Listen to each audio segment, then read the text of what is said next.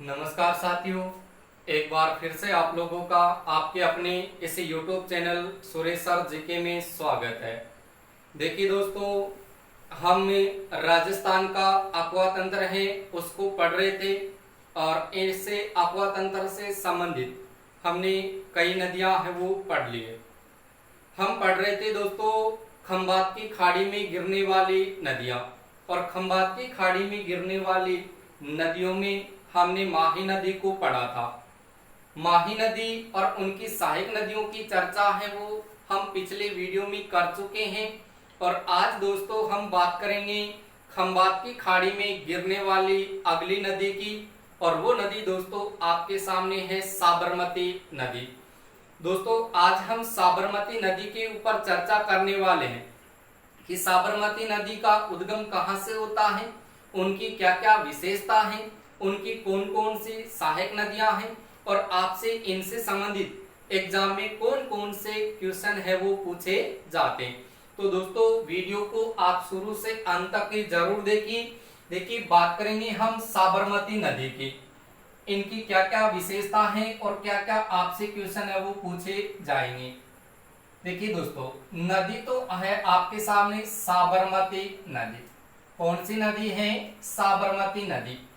देखिए साबरमती नदी की अगर विशेषता की बात करें तो विशेषता देखिए आपको क्या क्या याद रखनी है। सबसे पहले याद रखना है आपको राजस्थान का मानचित्र, और इसी मानचित्र पर देखिए हम इस साबरमती नदी के ऊपर चर्चा करेंगे कि क्या क्या यहाँ से आपसे देखिए क्वेश्चन है वो पूछा जाएगा और किस तरीके से ये नदी है वो आपके सामने बहती है।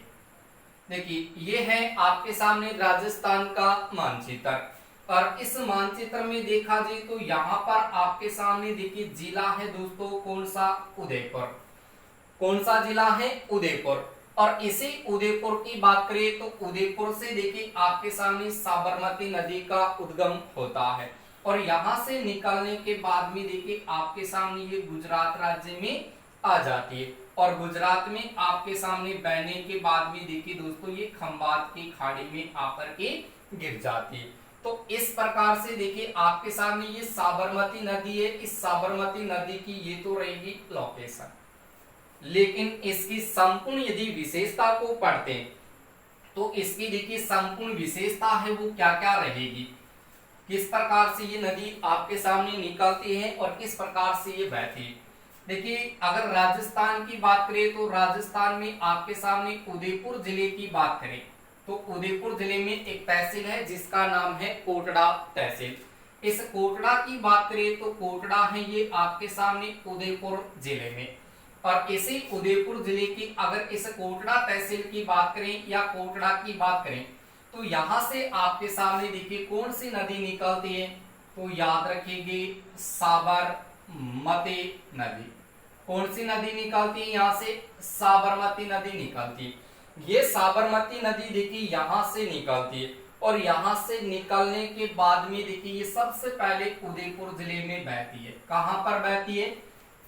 उदयपुर जिले में बहती है। और उदयपुर जिले में बहने के बाद दोस्तों आपके सामने देखिए उदयपुर जिले में बहती है, और उदयपुर जिले में बहने के बाद में ये राजस्थान को छोड़ देती है, और राजस्थान को छोड़ने के बाद भी देखिए ये गुजरात राज्य में प्रवेश कर जाती है, और गुजरात राज्य में प्रवेश करने के बाद भी देखिए ये गुजरात राज्य में बहती है। और उसके बाद में अंत में देखा जाए तो ये नदी अपना जल देखिए कहाँ गिरती है, तो याद रखेंगे खंबात की खाड़ी।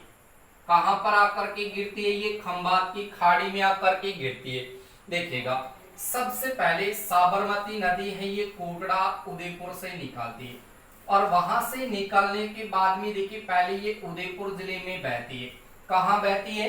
उदयपुर जिले में। और उदयपुर जिले में बहने के बाद उदयपुर जिले में बहने के बाद में ये नदी क्या करती है? आपके सामने देखिए गुजरात राज्य में प्रवेश करती है। और गुजरात की बात करते हैं तो ये साबरमती नदी है ये प्रवेश कहां करती है, तो याद रखेंगे साबरकांठा। देखिए कौन सा कांठा है? साबरकांठा। ये साबरकांठा है ये आपके सामने देखो कहां पर है? गुजरात में। इसी साबरकांठा गुजरात में ये प्रवेश करती है, और उसके बाद में देखिए ये दोस्तों गुजरात राज्य में बहती है। कहां बह रही है? गुजरात राज्य में बह रही है। और गुजरात राज्य में बहने के बाद में देखिए ये गुजरात राज्य में ही आपके सामने देखिए कहाँ गिरती है, तो याद रखेंगे खंबात की खाड़ी में। इस प्रकार से देखिए आपके सामने ये नदी अपना जल है वो देखिए कहाँ गिर रही है, खंबात की खाड़ी में अपना जल है वो गिर रही है। ये तो हुई इनकी उद्गम की बात, और इनकी देखिए यहाँ पर बहाव की बात, यानी इनका उद्गम कहाँ से हो रहा है, कोटड़ा है उदयपुर, वहां से साबरमती नदी निकलती है, उदयपुर जिले में, केवल राजस्थान के उदयपुर जिले में बहती है, और उसके बाद में ये साबरकांठा गुजरात में प्रवेश करती है। उसके बाद में ये गुजरात में बहने के बाद में गुजरात में खंबात की खाड़ी में आकर के गिर जाती है। लेकिन दोस्तों यहाँ से आपको देखिए याद क्या क्या रखना है कि ये जो साबरमती नदी है, इस नदी के किनारे पर देखिए कौन कौन सा शहर है वो बसा हुआ। तो याद रखेंगे कि गुजरात का देखिए जो अहमदाबाद है, गुजरात का जो अहमदाबाद है ये कौन सी नदी के किनारे पर बसा हुआ है, तो याद रखेंगे साबरमती नदी है, इस नदी के किनारे पर ही बसा हुआ है। उसके बाद में देखिए गुजरात का गांधीनगर, यानी गुजरात का जो गांधीनगर है, ये गांधीनगर भी देखिए कहां पर बसा हुआ है, तो याद रखेंगे गुजरात का गांधीनगर है, ये भी साबरमती नदी के किनारे पर ही बसा हुआ है। उसके बाद भी दोस्तों यहां से आप ध्यान रखेंगे कि जो साबरमती आश्रम है, कौन सा आश्रम, साबरमती आश्रम, ये साबरमती आश्रम की बात करें तो ये आश्रम भी देखिए आपके सामने कौन सी नदी के किनारे पर बसा हुआ है, तो याद रखेंगे कि ये साबरमती नदी के किनारे पर ही बसा। देखिए यहां से ध्यान रखेंगे साबरमती नदी है, इस नदी के किनारे पर कौन सा शहर बसा, तो साबरमती नदी के किनारे पर देखिए आपके सामने एक तो साबरमती आश्रम, एक अहमदाबाद और एक गांधीनगर। लेकिन इन तीनों की बात करें तो तीनों ही आपके सामने देखिए कहां पर बसे हैं, ये गुजरात राज्य में, क्योंकि साबरमती आश्रम है ये भी आपका गुजरात में, आपके सामने गांधीनगर है ये भी गुजरात राज्य में, और उसके बाद में अहमदाबाद की बात करें तो ये भी आपके सामने गुजरात राज्य में। देखिए यहाँ पर अगर आप इनको याद रखते हैं तो यहाँ पर देखिए जैसे ये गुजरात राज्य में प्रवेश करेगी तो गुजरात राज्य में देखिए आप इस तरीके से याद रख सकते हैं कि गुजरात का जो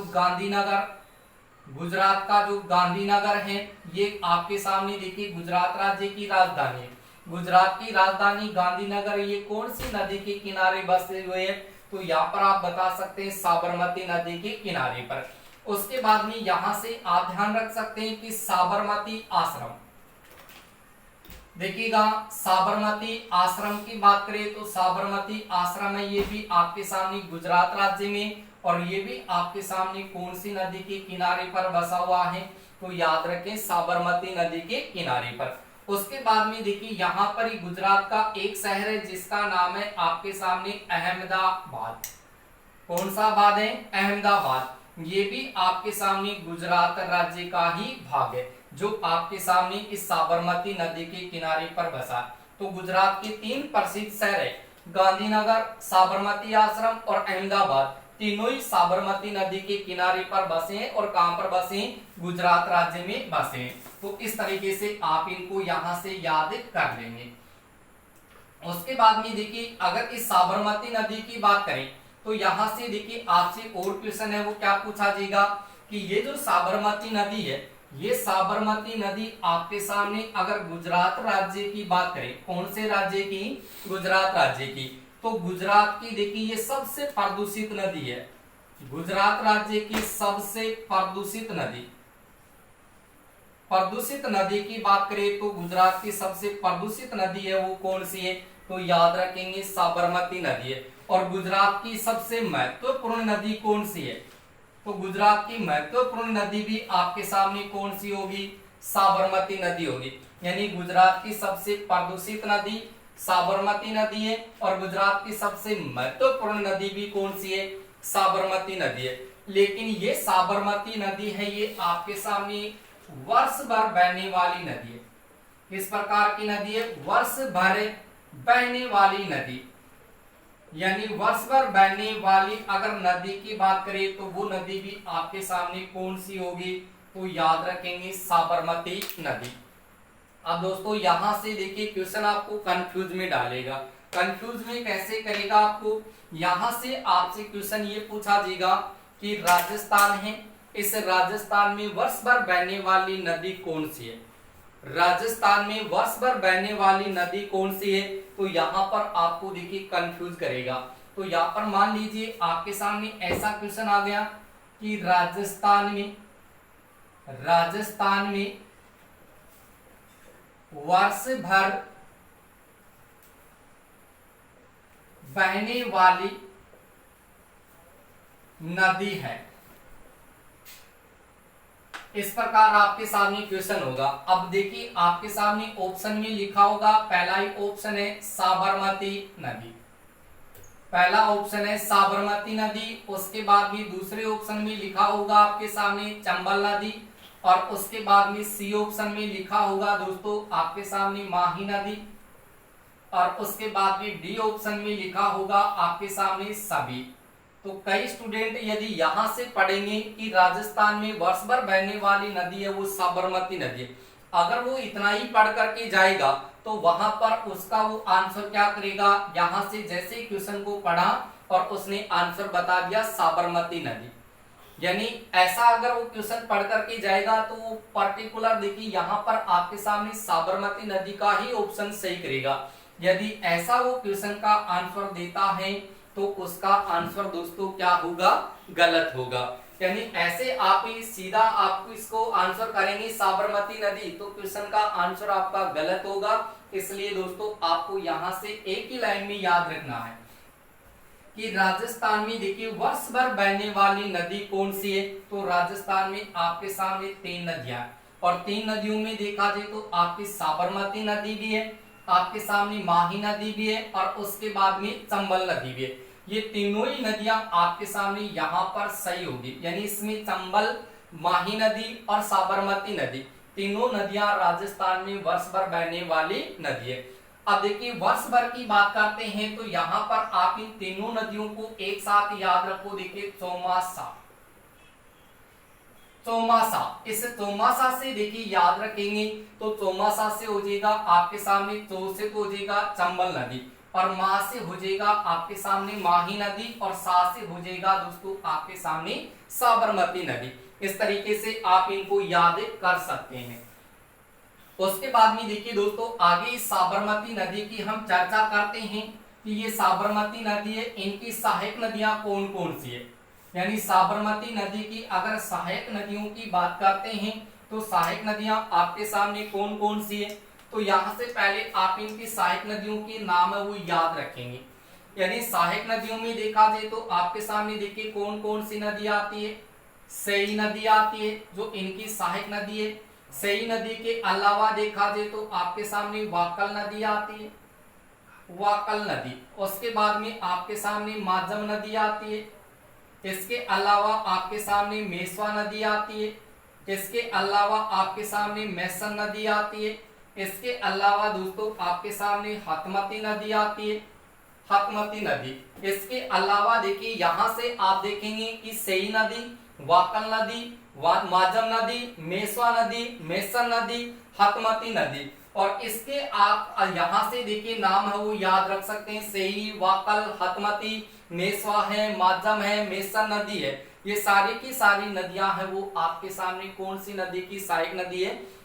तो यहाँ से आप दोस्तों याद रखेंगे साबरमती नदी। इसके अलावा देखिए यहाँ पर आपके सामने इनकी एक नदी देखिए इससे मिलती जुलती और नाम याद रखेंगे आप। हतमती से मिलता जुलता नाम आता आपके सामने मधुमती। देखो दोस्तों यहाँ से एक नाम है आपके सामने हतमती नदी और एक नदी का नाम है मधुमती नदी। तो ये मधुमती नदी, हतमती, मेसन, मेसवा, माजम, वाकल से सारी की सारी सहायक नदियां हैं वो कौन सी नदी की सहायक नदी होगी, साबरमती नदी की।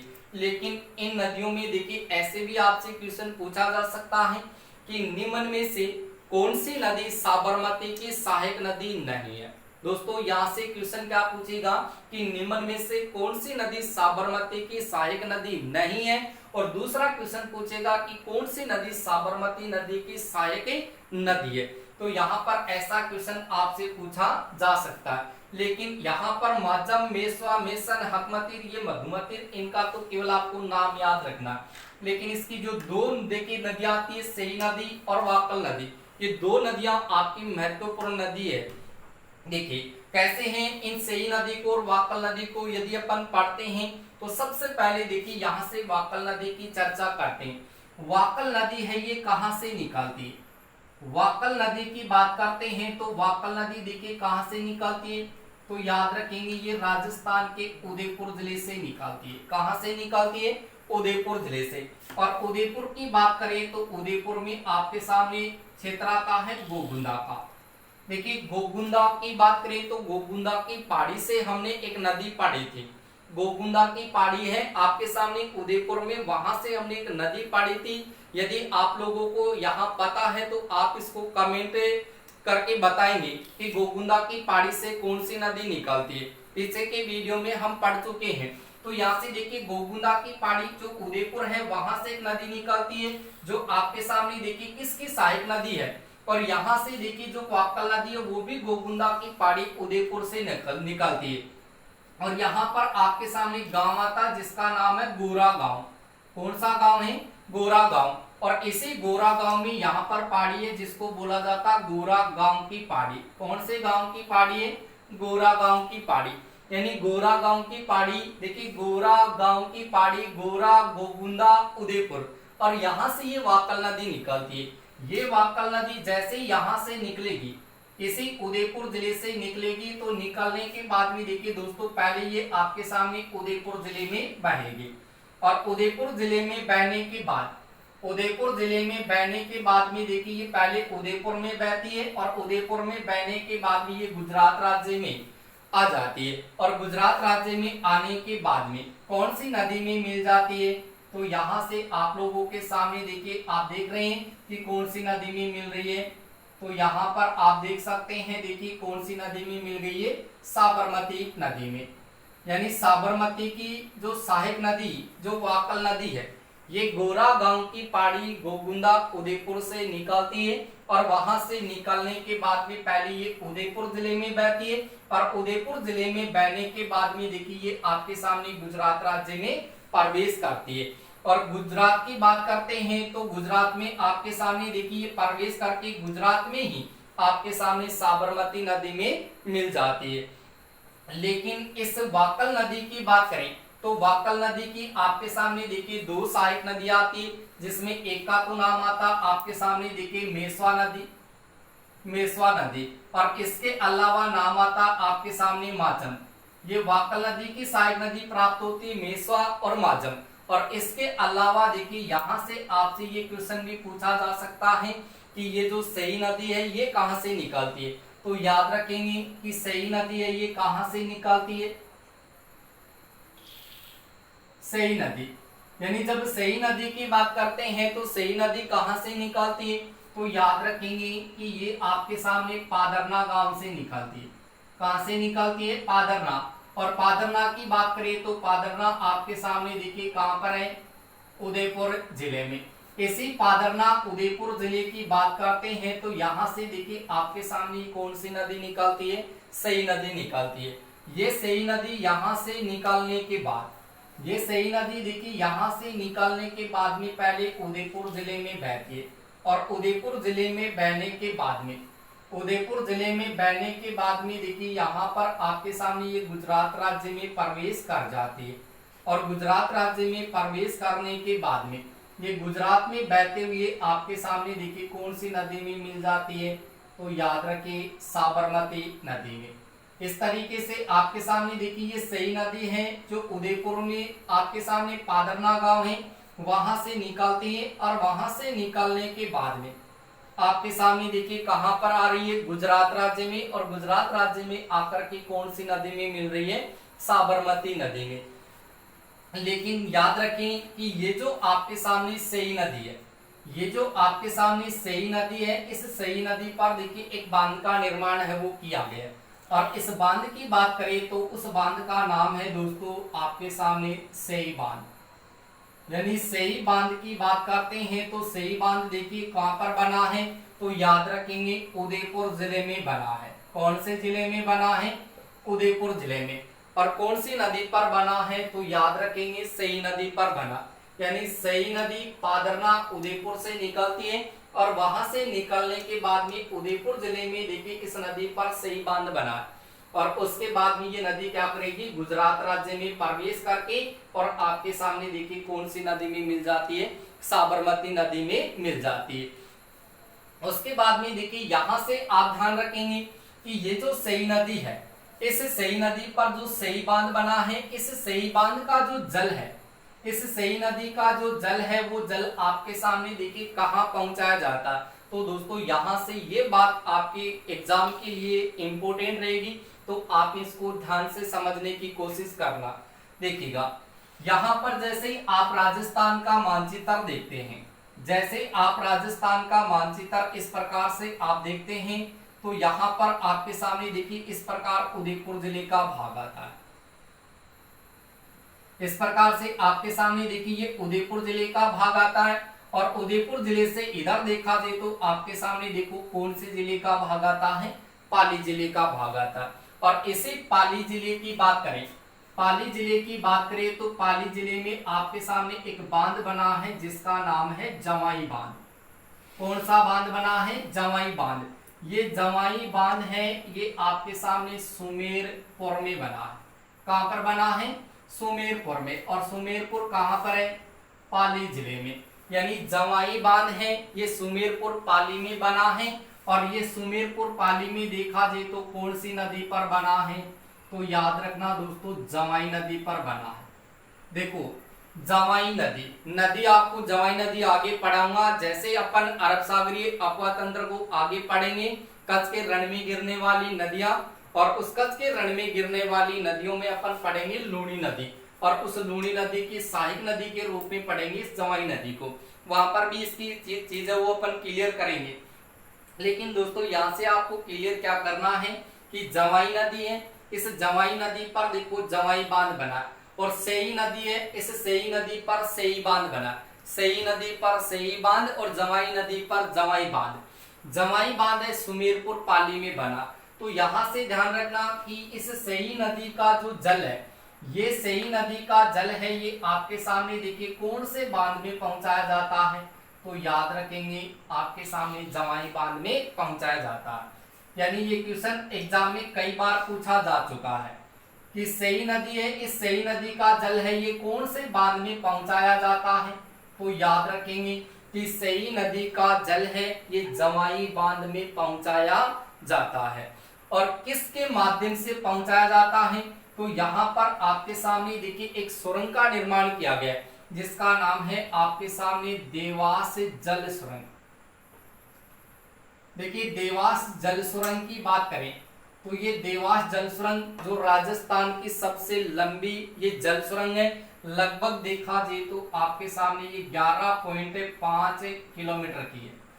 11.5 किलोमीटर लंबी आपके सामने ये देवास जल सुरंग है। और इस देवास जल सुरंग के माध्यम से सेई नदी का जल आपके सामने जवाई बांध है जो आपके सामने जवाई नदी पर बना है सुमेरपुर पाली में, तो इस बांध में पहुंचाया जाता है। यानी उदयपुर जिले का जो जल है ये सेई नदी का जल है, यानी आपके सामने जवाई बांध में पहुंचाया जाता है। और किसके माध्यम से पहुंचाया जाता है? तो देवास जल सुरंग है, इस देवास जल सुरंग के माध्यम से पहुंचाया जाता है। अब दोस्तों देखो यहां से आप एक चीज और ध्यान रखेंगे कि ये जो देवास जल सुरंग है, यानी देवास जल सुरंग है, इससे संबंधित देखिए क्वेश्चन है वो क्या पूछा जाएगा कि देवास जल सुरंग है, इसको अन्य किस उपनाम से पुकारा जाता है? तो याद रखेंगे इसको कहा जाता है मोहन लाल सुखाड़िया, यानी मोहनलाल सुखाड़िया जल सुरंग। मोहनलाल सुखाड़िया जल सुरंग है, ये कौन सी जल सुरंग को कहा जाता है?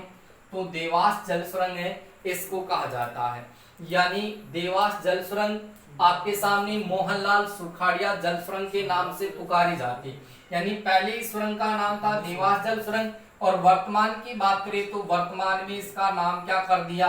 तो याद रखेंगे मोहनलाल सुखाड़िया जल सुरंग, जो राजस्थान की आपके सामने सबसे लंबी सुरंग है। और इसकी लंबाई की बात करें तो 11.5 किलोमीटर है। कितनी है? 11.5 किलोमीटर है। और इसी सुरंग के माध्यम से इस सई नदी का जल है वो जवाई बांध में पहुंचाया जाता है। किसके माध्यम से पहुंचाया जाता है? तो देवास जल सुरंग या फिर आपके सामने मोहनलाल सुखाड़िया है, इसके माध्यम से पहुंचाया जाता है। अब देखिएगा, यानी वाकल नदी की बात करें तो हमने यहां से पढ़ा कि किसकी सहायक नदी है, ये आपके सामने साबरमती की सहायक नदी है। इधर से देखा जाए तो सई नदी है, ये भी साबरमती नदी की सहायक नदी है। लेकिन इस वाकल नदी की बात करें तो यहाँ से आपके सामने इन्हीं की ये सहायक नदी आ जाती है, मेसवा है, माजम है। और इसके अलावा देखा जाए तो यहाँ से आपके सामने एक नदी आती है मानसी नदी, और एक नदी आती है आपके सामने पैरवी नदी। ये नदियां भी इन्हीं की सहायक नदी है वो प्राप्त होती है। लेकिन यहां से देखा जाए तो देखिए ये मानसी एक यहाँ पर नदी का नाम भी है, और यहां से आपके सामने देखिए मानसी वाकल ये भी एक सुरंग है। मानसी वाकल है, ये भी आपके सामने एक सुरंग है जो राजस्थान की दूसरी सबसे लंबी सुरंग है। और इस सुरंग की बात करते हैं तो इसकी सुरंग की लंबाई लगभग 5.5 किलोमीटर है। यानी मानसी वाकल सुरंग है, ये राजस्थान की दूसरी लंबी सुरंग है जिसकी लंबाई 5.5 किलोमीटर है। और यहाँ पर मानसी और वाकल एक नदी का नाम भी आता है। तो यहाँ से देखिए इस मानसी नदी की बात करें और इस वाकल नदी की बात करें तो यहां से मैंने कहा कि साबरमती नदी है। ये साबरमती नदी देखिए आपके सामने उदयपुर से निकलती है। तो यहाँ पर उदयपुर जिले में आपके सामने एक वन्य जीव अभ्यारण्य आता है, और उस अभ्यारण्य की बात करते हैं तो नाम आता फुलवारी की नाल वन्य जीव अभ्यारण्य।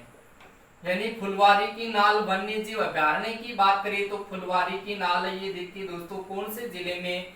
उदयपुर जिले में। यानी फुलवारी की नाल वन्य जीव अभ्यारण्य ये उदयपुर जिले में। और इसी वन्य जीव अभ्यारण्य से आपके सामने ये मानसी और वाकल नदी है, ये दोनों ही नदियां यहीं से होकर के गुजरती है। लेकिन जब अपन देखिए कुंभलगढ़ वन्य जीव अभ्यारण्य को पढ़ते हैं, कुंभलगढ़ वन्य जीव अभ्यारण्य को पढ़ते हैं तो कुंभलगढ़ वन्य जीव अभ्यारण्य वहां से देखिए ये साबरमती नदी का उद्गम होता है।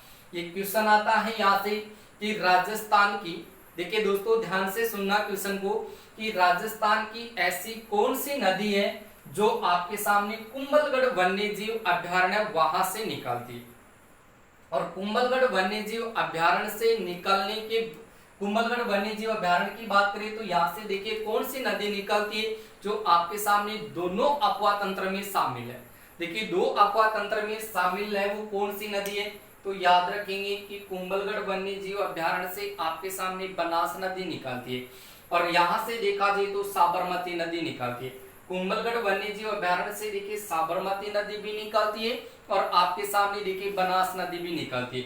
तो बनास नदी है, इसको हमने देखिए पढ़ लिया कि बनास नदी है वो आपके सामने बंगाल की खाड़ी में गिरने वाली नदी है। तो वो तो कौन से अपवा तंत्र में शामिल होगी? बंगाल की खाड़ी के अपवा तंत्र में। और इधर से देखा जाए तो आपके सामने ये साबरमती नदी है, ये आपके सामने देखिए खंबात की खाड़ी में गिरती है। वो बंगाल की खाड़ी में गिरती है और ये आपके सामने खंबात की खाड़ी में। तो दोनों अलग अलग अपवा तंत्र हुआ या नहीं हुआ? तो यहाँ से भी क्वेश्चन ऐसा पूछा जा सकता है कि राजस्थान की ऐसी कौन सी नदी है जो बंगाल की खाड़ी में भी गिरती है और अरब सागर में भी गिरती है, और वो कौन से वन्य जीव अभ्यारण्य से निकलती है? तो वहां पर आपको नदी का नाम याद रखना है और वन्य जीव अभ्यारण्य का नाम याद रखना है। यानी आप एक ही लैंग्वेज में याद कीजिए कि कुंभलगढ़ वन्य जीव अभ्यारण्य है जो आपके सामने देखिए 3 जिलों में फैला है। कितने जिलों में फैला? 3 जिलों में, जिसमें आपके सामने देखिए कुंभलगढ़ वन्य जीव अभ्यारण्य ये राजसमंद में फैला है, उदयपुर जिले में फैला है और पाली जिले में फैला, 3 जिलों में फैला। तो इस वन्य जीव अभ्यारण्य से 2 नदियां निकलेगी। इधर से देखा जाए तो इस तरीके से बनास नदी निकलेगी जो आपके सामने बंगाल की खाड़ी में जाकर गिरेगी, और इधर से देखा जाए तो आपके सामने साबरमती नदी निकलेगी। वो कहां पर जाकर गिरेगी? खंबात की खाड़ी में। तो दोस्तों यहां से आपको ये ध्यान रखना है साबरमती नदी। कुछ याद नहीं रखना इसमें कि साबरमती नदी कोटड़ा तहसील उदयपुर से निकलती है, वहां से निकलने के बाद भी ये पहले उदयपुर में बहती है, फिर साबरकांठा गुजरात राज्य में प्रवेश करके गुजरात में बहती है और उसके बाद खंबात की खाड़ी में गिरती है। उसके बाद में ऐसे याद रखना कि इस नदी के किनारे कौन से शहर बसे, तो याद रखो साबरमती पर साबरमती आश्रम, गांधीनगर और अहमदाबाद, 3 शहर बसे, तीनों ही गुजरात में। उसके बाद में ये गुजरात की सबसे महत्वपूर्ण नदी है, गुजरात की सबसे प्रदूषित नदी है और ये राजस्थान की वर्ष भर बहने वाली नदी है। तो राजस्थान की वर्ष भर बहने वाली नदियों में आप चौमासा शब्द याद कीजिए, चौमासा से याद कीजिए आप, चौमासा से च से चंबल नदी, मा से माही नदी और उसके बाद में सा से साबरमती नदी, इतनी चीज याद होगी। उसके बाद भी दोस्तों याद करना है आपको इनकी सहायक नदियां, जिसमें आपके सामने देखिए सई है, वाकल है, माजम है, मेसवा है, मेसन है, हतमती है, मधुमती है, ये सारी की सारी सहायक नदियां है वो साबरमती नदी की सहायक नदी है। और साबरमती नदी की सहायक नदियों में सई नदी को पढ़ते हैं तो पादरना उदयपुर से निकलने के बाद में ये सई बांध का निर्माण करती है उदयपुर में, फिर गुजरात में जाकर के आपके सामने साबरमती में मिल जाती है। उसके बाद में वाकल नदी है जो गोगुंदा उदयपुर है, वहां पर गोरा गांव की पहाड़ी है, गोरा गांव की पहाड़ी है, वहां से निकलती है। वहां से निकलने के बाद में यानी यहाँ पर एक गांव आता जिसका नाम आता है गऊ पीपली, गऊ पीपली एक गांव का नाम है गुजरात राज्य में, वहां पर ये प्रवेश करती है गुजरात में। उसके बाद में गुजरात में बहने के बाद में गुजरात में आकर साबरमती में मिल जाती है। इनकी सहायक नदियों में देखा जाए तो मेसवा, माजम है, इसके अलावा मानसी और वाकल। ये मानसी और वाकल नदी फुलवारी की नाल वन्य जीव अभ्यारण्य से होकर के गुजरती है और साबरमती नदी है वो कुंभलगढ़ वन्य जीव अभ्यारण्य से निकलती है। और यहाँ पर आपके सामने देखिए ये सई नदी पर जो सई बांध बना है, इस बांध का जल है ये देवास जल सुरंग या मोहनलाल सुखाड़िया जल सुरंग के माध्यम से इसका जो जल है सई नदी का या सई बांध का जो जल है वो आपके सामने जवाई बांध में पहुंचाया जाता है। सुमेरपुर पाली में ये बांध बना है जिसको मारवाड़ का अमृत सरोवर कहा जाता है। इनकी भी चर्चा अपन आगे करेंगे। तो यहाँ से ये चीज ध्यान रखनी कि सई नदी का जल आपके सामने देवास जल सुरंग या मोहनलाल सुखाड़िया जल सुरंग के माध्यम से इस नदी का जल वो जवाई बांध में पहुंचाया जाता है। और ये देवास जल सुरंग या मोहनलाल सुखाड़िया जल सुरंग है जो राजस्थान की सबसे लंबी ये जल सुरंग है जिसकी लंबाई 11.5 किलोमीटर है। और राजस्थान की दूसरी सबसे लंबी जल सुरंग की बात करें तो वो मानसी वाकल सुरंग आती है, लगभग आपके सामने 5.5 किलोमीटर यानी 5.5 किलोमीटर ये लंबी है। ठीक है दोस्तों, तो ये आपको याद रखना है साबरमती नदी। आज आपका देखिए हमने अरब सागरीय अफवाह तंत्र को शुरू किया था। तो अरब सागरीय अफवाह तंत्र में आपके सामने मैंने 2 पार्ट बताए थे कि एक पार्ट आपका खंबात की खाड़ी में गिरने वाली नदियों का होगा और दूसरा पार्ट आपके सामने कौन सा होगा, खंबात की खाड़ी के बाद में आपके सामने कच्छ के रण में गिरने वाली नदियों का। तो खंबात की खाड़ी में गिरने वाली नदियों में आपकी साबरमती नदी हो चुकी है। इससे पहले हमने माही नदी को पढ़ा था। माही नदी है ये भी खंबात की खाड़ी में गिरती है और साबरमती नदी है वो भी खंबात की खाड़ी में गिरती है। और उसके बाद में कच्छ के रण में गिरने वाली नदियों की अपन चर्चा करेंगे नेक्स्ट वीडियो में। तो बने रहिए आप इसे YouTube चैनल पर और लगातार आप इसे चैनल को देखते रहिए। आप संपूर्ण वीडियो को आप ये प्ले लिस्ट में देख करके इनको याद कर सकते हैं। ठीक है दोस्तों, मिलते हैं नेक्स्ट वीडियो में, तब तक बने रहिए आप इस चैनल पर।